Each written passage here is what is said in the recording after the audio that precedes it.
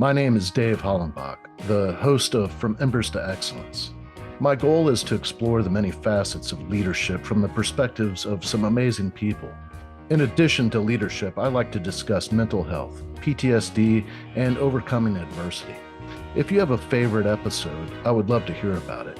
Message me through social media or my website, and I will share some free tools to help you achieve your goals.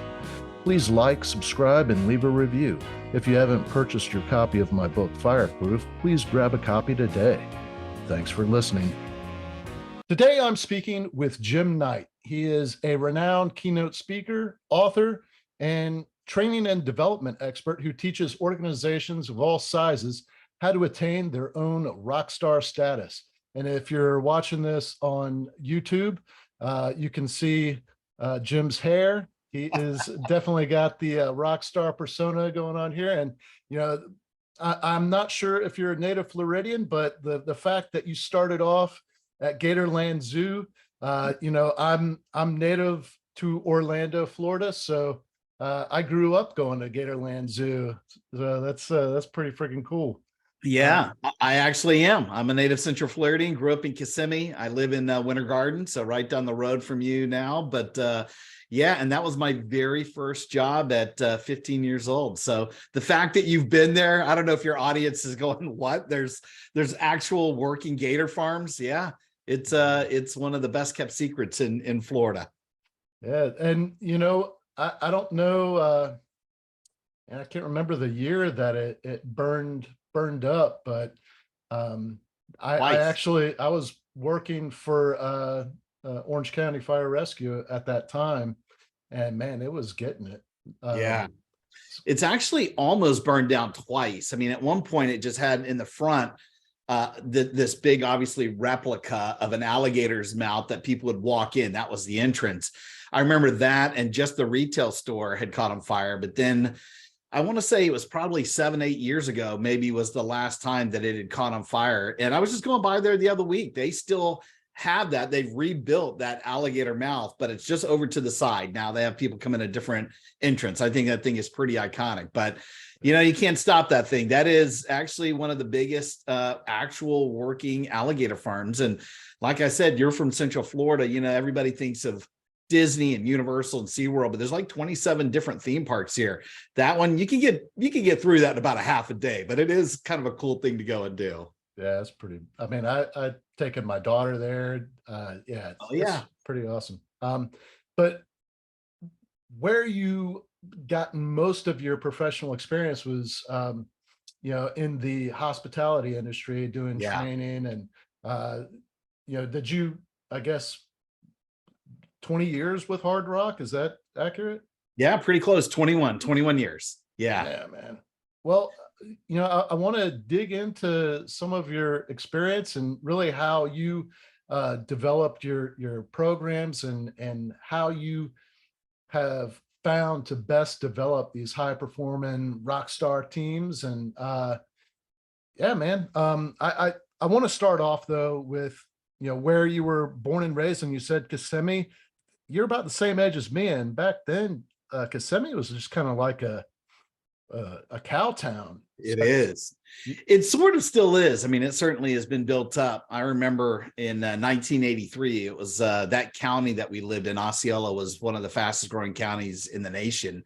Everybody came once Disney got there, and that was 1971. So I've been there since 67. You're right. A lot of my friends are ranchers. They're cowboys. Like, I literally remember downtown Kissimmee, people would pull up, riding a horse, and they tied their horse to a real honest to goodness hitching post and go inside and go shopping in this little strip that was downtown. But obviously the thing started growing, and Disney made a massive impact in Central Florida everywhere. But that place is pretty much blown up now. I was in Kissimmee for about the first 25 years of my life, and then just a little bit north and west of Orlando. So I've always been here, but yeah, that it still is a really big deal on the outskirts of that particular county for citrus, for cattle. I still know a lot of people. There's some names that I could throw out that you would know probably a lot of people on your show might not know, but if I listed 3 or 4 names, those are old school, really at the start of the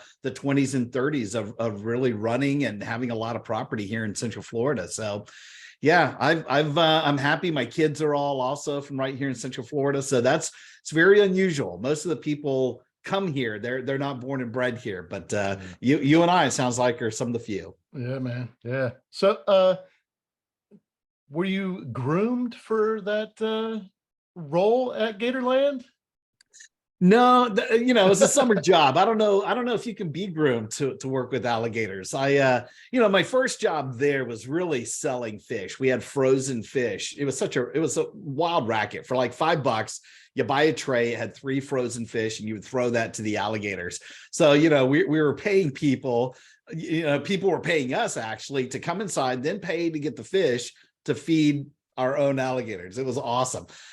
So I worked at a little stand there, drove a little miniature train. You and your daughter probably remember that. I worked in the snack bar. I actually did eat alligator meat every single day. Worked in the retail store. Probably my favorite was working in the photo area. So I had to go get a baby alligator and a boa constrictor snake. The baby alligator, there was no door to get into this thing. I had to climb over this square cinder block like area where there were baby alligators in there. There were probably only about, I don't know, 1.5 to 2 feet, but they still had razor sharp teeth. You had to jump into that pen. Some of them would go into the water. I'd single out the one I wanted, put my hand on it, close its mouth, get some duct tape to put around its mouth so that people could hold on to the alligator. They wanted to touch an alligator. That was one thing.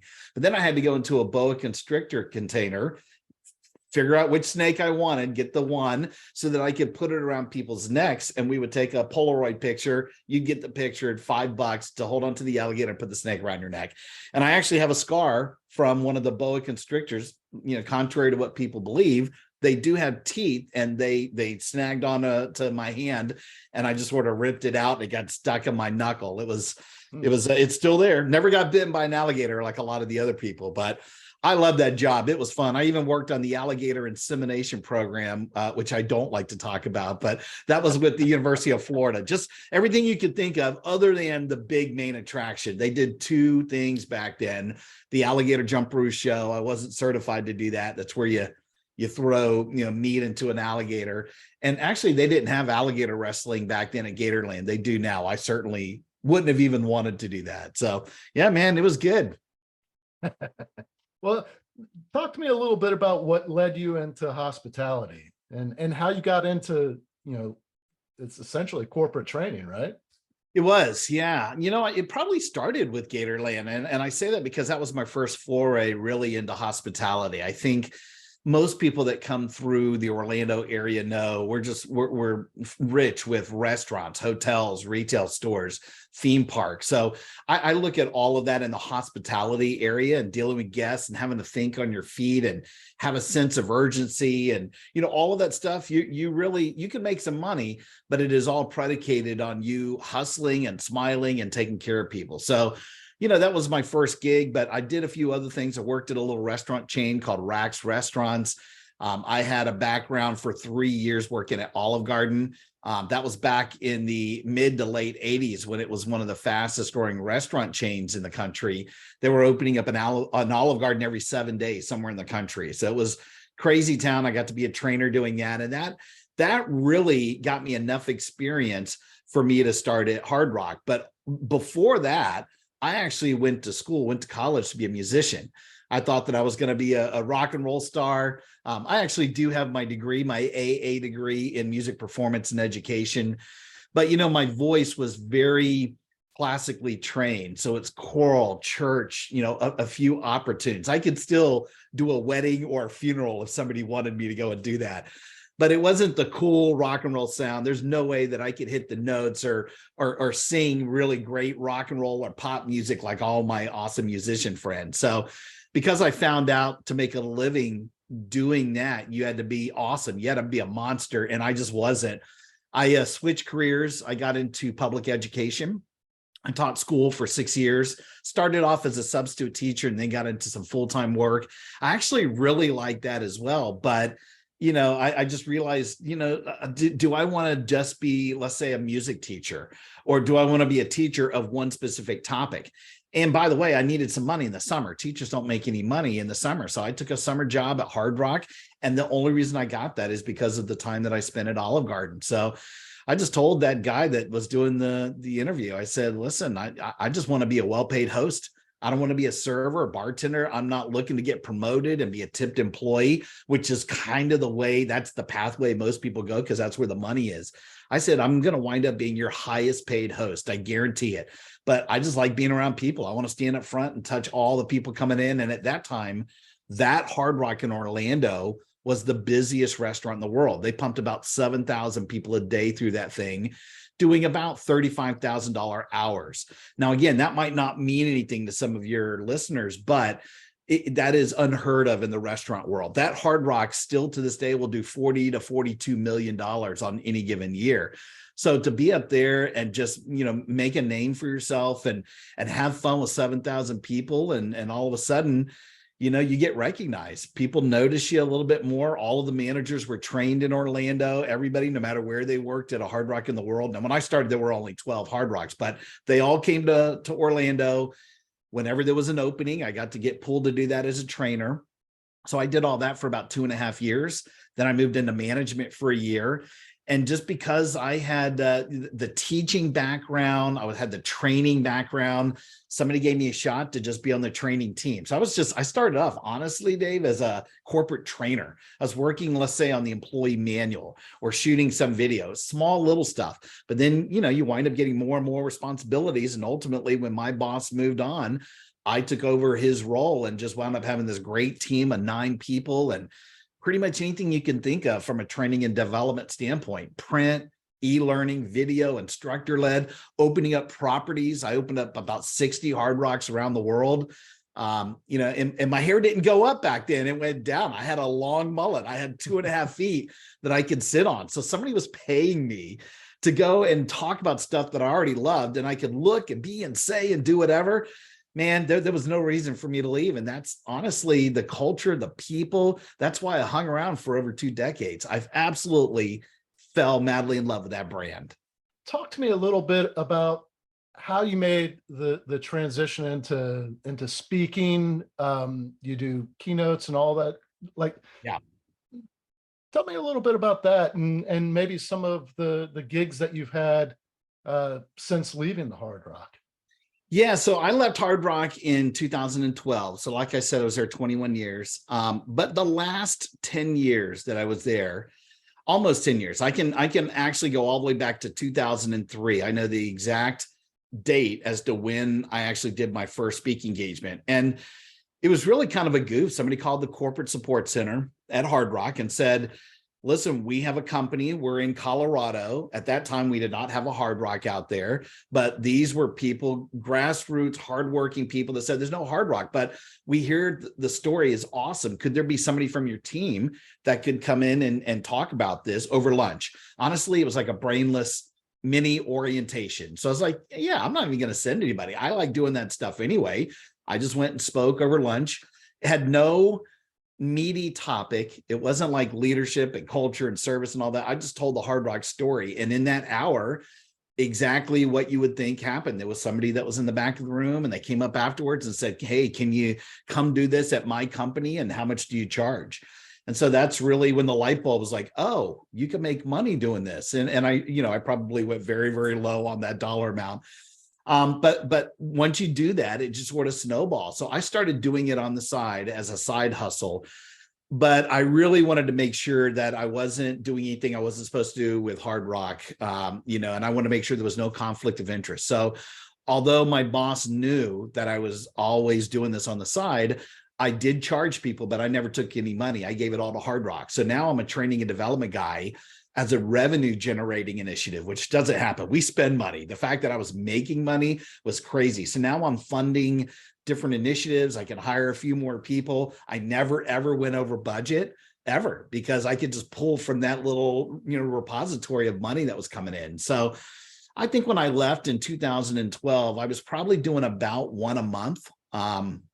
Which is respectable. That's not what most speakers do. Most of them will do a lot more than that. But to be doing 10, 11, 12 on the side, making some dough, thinking they're just falling in my lap. I'm not even really trying. I'm not marketing. I'm not crazy busy thinking about it. It just happens. And as time went on, I also weaned myself off of hard rock. I wasn't talking about the story.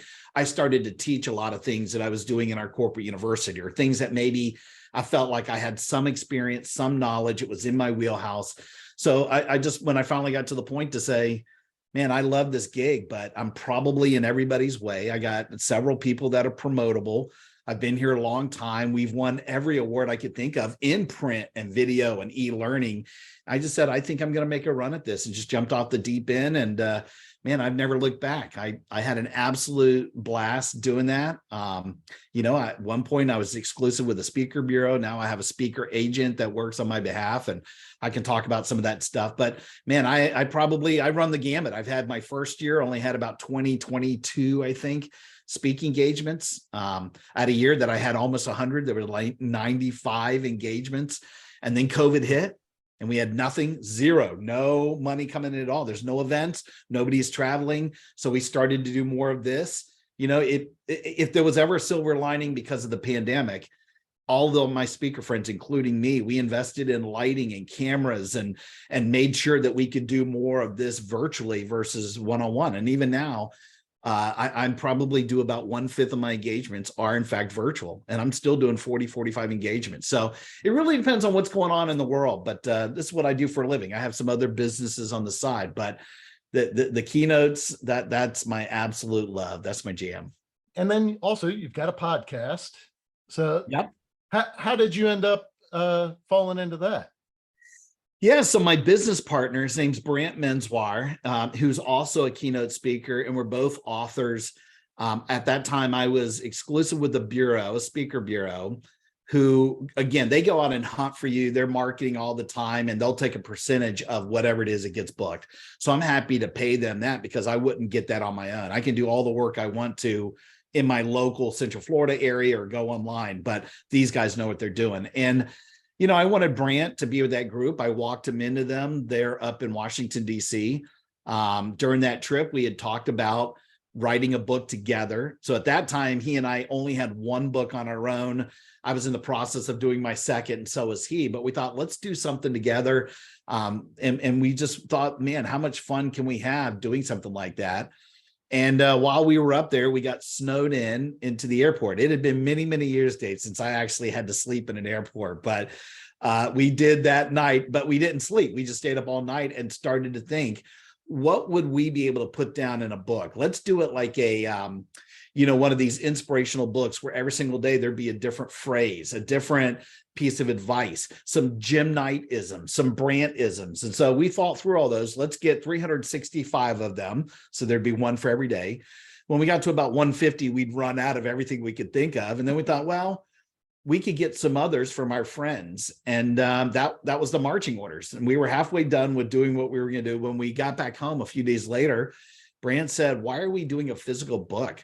Why don't we do the exact same thing, but let's do it on podcasts? At that time, there were only 750,000 unique podcasts. Now there are 4.5 million. I mean, and that's just 4 years ago. It is ramped up exponentially. And of course, COVID, everybody wanted to have a show. So it's just been blowing up. But back then it was fairly unique. There were a couple big dogs out there, and we were able to get some of those actually onto our show. And that's one of the best ways to grow a podcast, is to be a guest on somebody else's podcast and vice versa. So we thought this is going to be great. And that's sort of how it worked. But we wanted to make sure it was unique. 30 minutes, one great piece of advice, best thing you've ever heard, best piece of advice you've ever heard. And we would get the guest on there. It was a low barrier entry. But I was sharing with you before we got started on the show today that we changed the format a little bit. Now we focus on topics. What are the most important issues or obstacles that people are facing, whether it's anxiety at work, or maybe it's how do you go and find great talent? It could be as crazy as, how do I write a hit song? How can I be an effective influencer? How do I start a YouTube channel? Why you should never start a YouTube channel? Whatever it is, we just have fun and we go and find the right guest. A lot of these people we know, and some of them are starting to come to us as well. So we've been having a lot of fun. It's called Thought Set Rock. We'll have you on there at some point, man. I'd love to do that. All right, awesome. Yeah, well, we're practically neighbors. We got to get Yeah, a we beer are. before then. Yeah. Yes, and I'm sure you got a lot of thoughts at Rock. We'll definitely go and have a coffee somewhere and talk shop. I'd love to do that. All right, cool. Well, you mentioned that uh, you know you would discuss their best piece of advice. Yeah. Looking back over the course of all the interviews that you've done, does anything stand out to you? Man, there's some pretty good ones. Soledad O'Brien was on our show, pretty well known celebrity anchor, used to be at CNN. She had some stuff that she went through, and her best advice was, listen, no matter what happens to you, you're allowed to beat yourself up and cry about it for 24 hours. But on the 25th hour, you got to get over it. You got to put it behind you. And so, for a lot of people that were dealing with a lot of issues. And I think her episode was either during or just before COVID.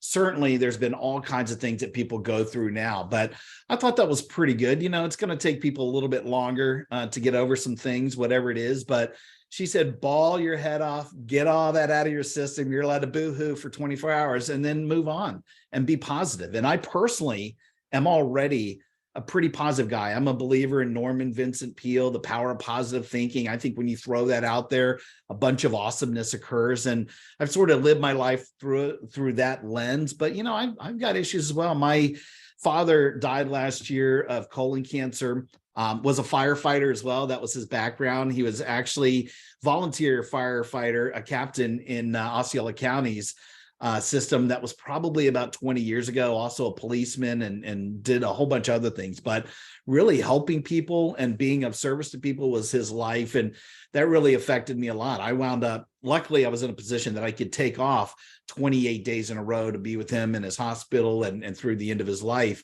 A lot of people don't get a chance to do that, but that was pretty tough. And I would think to get through that, it took me a little bit longer than 24 hours, as Soledad said, but yeah, at some point you got to get back into the game. You just can't wallow around in, I wouldn't say negativity, not something like that. It's an obstacle. It's an issue, and it's different for different people. But the sooner that you can pass through that or talk about it with other people or use some mentors, man, I thought that was a great piece of advice.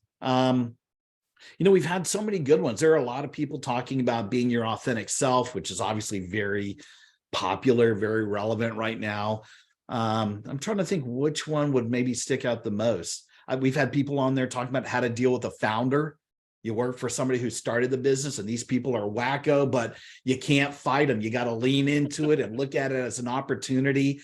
They run the gambit. Some of them are personal, some of them are professional, but I would say Soledad is one that really stuck out to me, probably more than anything else. This show, titled From Embers to Excellence, I started off to kind of explore moments in our lives that stand out because of some poor decisions that we made that led to a fiery crash. And how did we overcome that? What were the lessons that came out of it? Does anything come to mind when? Yeah, that's a great question.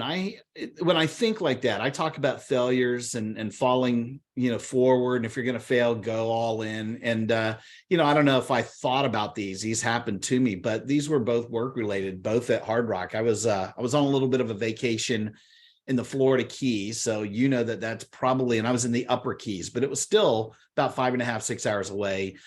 I had a real desire to want to change some things that were going on with learning and development at Hard Rock.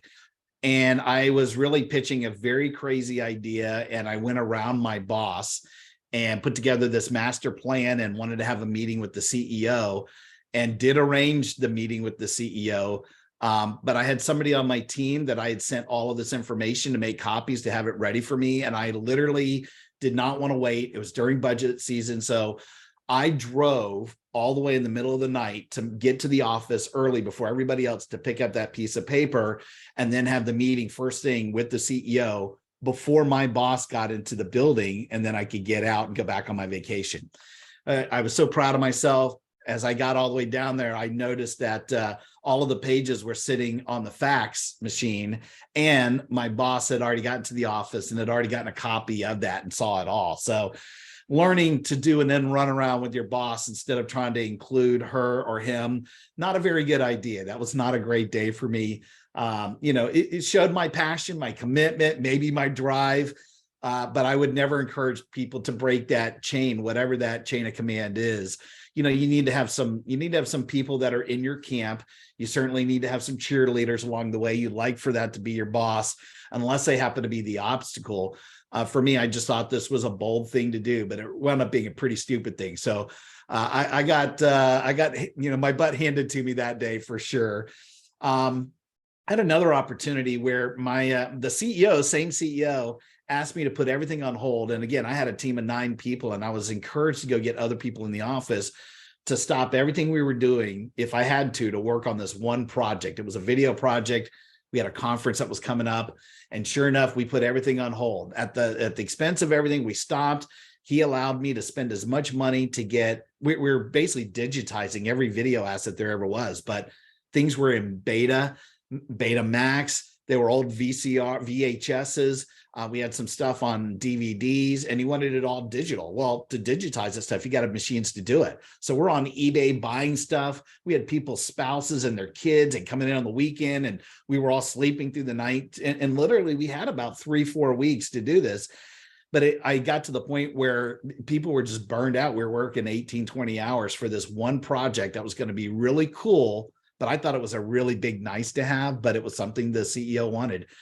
I told him that I wasn't going to be able to get it done. And this was just probably 4 or 5 days before this event.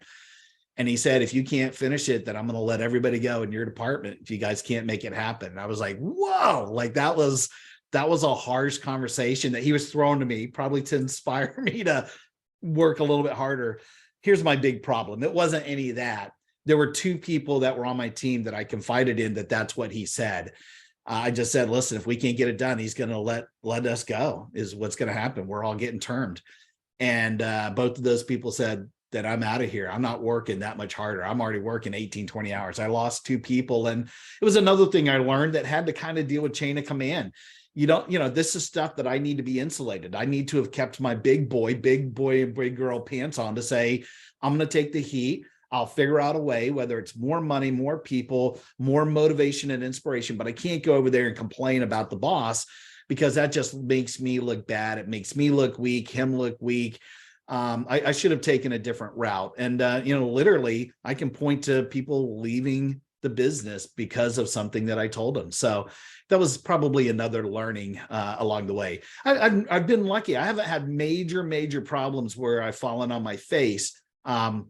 But, I feel like I lead a blessed life, but there's certainly some leadership learnings, and I'm sure I could share some more that would just be like, yeah, I can see where you'd get in trouble. But for the most part, man, I feel like sometimes I'm the exception to the rule. I've been very, very blessed. I want to rewind a little bit, talk a little bit about your dad. Sounds like he was a pretty big influence on you. He was. And maybe tell me a little bit about, what you remember about your life growing up, learning from him. Yeah. So my mother and father, I was happy to be in an environment where I had 2 parents in the household. I know not everybody's lucky enough to have that. And I had 2 younger brothers as well, still do have 2 younger brothers. And to have these 3 kids and a dog, and we lived in a neighborhood that, wasn't exactly the greatest. I would say maybe they thought of themselves as middle class, maybe even a little bit lower. We never had any money, but never, ever felt like we didn't have any money. We still went out every once in a while. My mom cooked regular meals. My mom and dad both worked. At one point, one of my brothers got into a car accident. My mother wound up taking, a leave from a job and just never went back. She never worked after that, staying with him, and became, really more of a housewife, especially in her later years. She's still alive. My father, though, just worked like a crazy man. And like I said, I was very lucky because he was always, coming out of the military. He was in the Army, had done a litany of things, whether it was timeshare and selling yellow pages, and he drove a limo. But when he was a policeman, firefighter, he was security, actually for our governor as well for a while. he was we used to get a Christmas card from Pat and Dick Nixon, from President Richard Nixon. He knew a lot of people in Army intelligence and really at FBI and Secret Service. And so it's kind of cool to know him like that. I will tell you, I don't know why this is. I shared this at his funeral. I was with him personally at least 6, 7, maybe 8 times where I physically watched him rescue people. Some car accident had either just happened or happened right in front of us. Somebody fell off a motorcycle, 2 cars hit each other. Maybe it was somebody that was choking, whatever it is. I have seen him rescue people, save them, either doing mouth to mouth or getting there and helping them before the paramedics got there. That was part of his background. I just watched him physically save people. He was just physically a hero of mine. But, it was just always fun. I had great conversations. He was an avid chess player, and I had never beaten him in chess ever. To this day, this is one of those big regrets. I wish I would have. He was very, very good at that. Had probably the worst dad jokes ever. Just every single day was a wisecrack. Every time at the table, even 25 years after I'd been out of the house, when I go back to eat with my parents, I don't care who's there, he's cracking jokes the whole time. And now we're at the point where the whole family knows him or knows that he's not being serious. And so everybody just rolls their eyes and groans. But I've seen that guy belly laugh, which makes me laugh even thinking about it. He really was just the best of people, I think, being in America. And like the great teachers that I had a really awesome teacher in high school. I had a fantastic boss at Hard Rock as well. There are people that I would look at as mentors, and I learned different things from different people. But from my dad, his work ethic, it was helping people out. My whole focus on philanthropy. It didn't hurt that I worked for a company like Hard Rock. There was not a single marketing initiative that they did not have some sort of a philanthropic partner, some charitable component. And they would have words on the wall like love all, serve all, take time to be kind, all is one, save the planet. That's on every building. And it's not words on the wall. If anything, it helps people stay grounded so that we're not, liar, pants on fire, that we actually did the things we said we were going to do. So that helped being there. But really, that was already ingrained in me. I already had human behaviors long before that because of my parents. And even today, I do talk about this even from the stage or in my books. I think everything is predicated on human behaviors, learned human behaviors. You get it from your parents, from school, from the playground, from your friends, from religion, lack of religion, whatever it is. By the time you come to me and you want to be a 19, 20-year-old cook or work in a hotel or theme park ride, whatever it is, you are the way you are. And if your natural disposition isn't to smile or have a great personality, you're not going to be of use to me. You have to work hard at that if that isn't something that you've been taught. So people that don't have a sense of urgency or an attention to detail or can look somebody in the eye, or even skills, they don't know how to use a mop, they've never been taught how to count back change. These people have to take a chance on them at some point, some business, to say, all right, I'm going to teach you those skills. But those are life skills that you and I, Dave, probably got a long time ago. People aren't getting that now. So, I know that my mom and dad, in lieu of school, although I had fairly good education, they really went out of their way to make sure that I was prepared for life in general. And they never paid for anything for me. I had to do it all on my own. I would have liked to have gotten a car from my parents or my school or insurance, whatever. Luckily, I got a full scholarship in music. I went to the auction. I bought my own car. Like, I had to do all of that. But even that, to me, makes you better grounded for future life, whatever's going to come your way. But I will say my mother and father, both of them together, but my dad, probably just from a hardworking mentality, probably influenced me more than just about anybody else. Well, you've mentioned your books several times. Coming into this, I didn't realize that you were an author. Yeah. I would have picked up one of your books. So that's all right. I'll pick one up for you. All right, cool. I'll send it to you. This is my first book. It's called Culture That Rocks.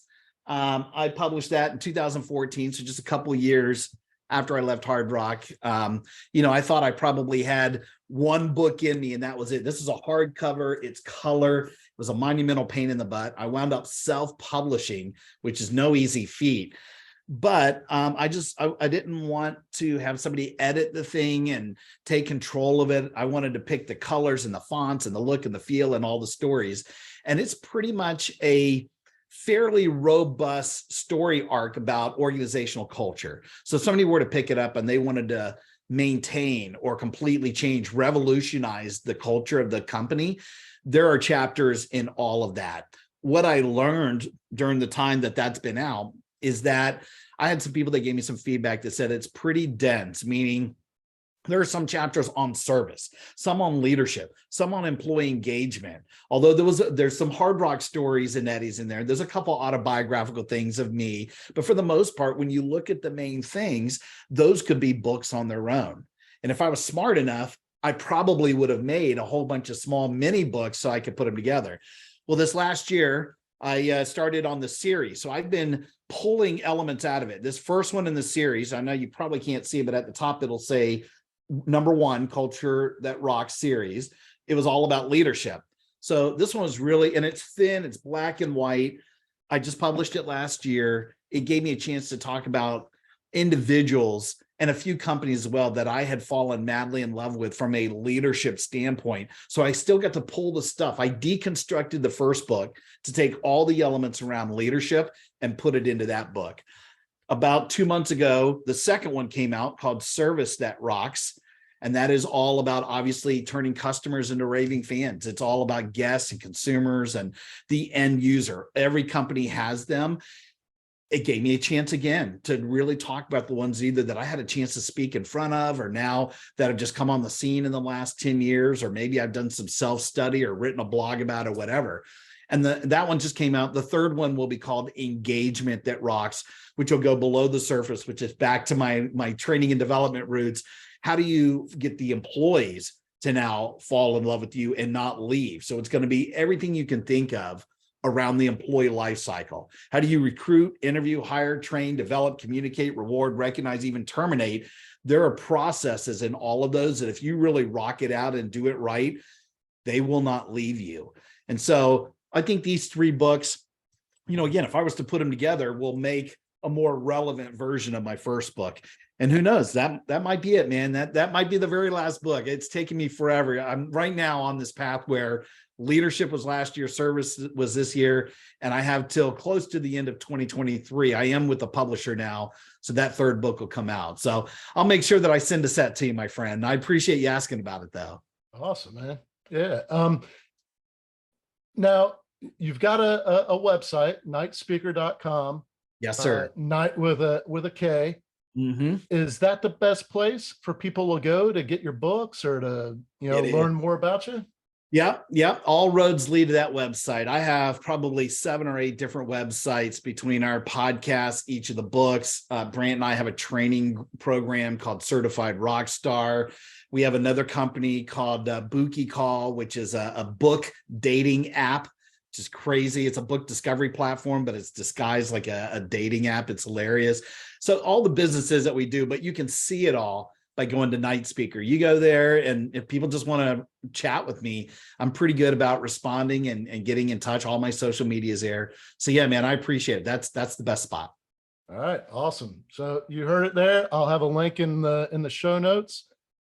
Before we go, what was your favorite dad joke that your dad used to tell?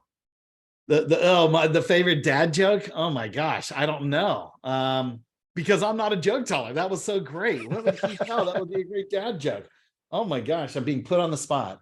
I don't know. I know he used to tell a story that he used to do. I'll tell you that real quick. He had a guy that worked in the office with him that whenever he sat in the chair, it would squeak. It would squeak really bad. And so he always thought that he would solve the problem. He would look at it and the guy would go out of the room, and my dad would go in there and put this little squeaky toy that you really couldn't see between the springs. So every time he sat on it, even when he oiled the thing up, he thought that he had solved it. And the fact that my dad just kept making it squeak, he would laugh so hard underneath his breath watching this guy do it. And this guy never laughed at anything. It was just, it was an inside joke. And watching him tell that story is the best part, because I'd watch him laugh so hard trying to tell us. It took him forever to get it out because he'd have to stop. He couldn't breathe from laughing so hard. But man, a dad joke. I'm going to have to go and get out the book and send you a couple now. Awesome, man. Well, man, Jim, thank you so much for taking the time and sharing so much with the audience. And I would encourage everybody out there. I mean, this guy is a wealth of knowledge. Pick up his books, check out his podcast, and definitely go to his website. There's a ton of content on there. Thank you, man. Yeah, brother. Dude, I love it. I appreciate it. I know that just reaching out, I've seen some of the people on your show. They're good friends of mine, and just being here has been fantastic. So, dude, rock on. I appreciate you. Thanks, brother.